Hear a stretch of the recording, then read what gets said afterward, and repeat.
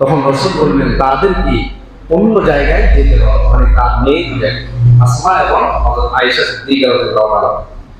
তখন আবু বকর রাদিয়াল্লাহু তাআলা ও বললেন, হে আল্লাহর রাসূল, আপনার উপর আমার মাথা পিতা কুরবানি হোক, তারা তো আমারই, বুঝলেন কথা, তারা তো আমারই, তাদের কি জন্য বললো বাহিরে যাওয়ার জন্য?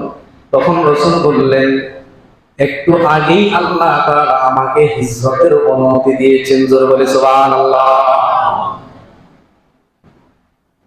এমন কথা শুনে হযরত আবু বকর আনন্দে তার চোখ দুইটা থেকে অশ্রু পড়তে লাগলো। জোরে বলে সুবহানাল্লাহ।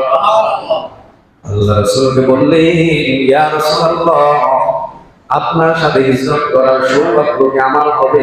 সুবহানাল্লাহ। রাসূলের সাথে হিজরত করতে চান বলে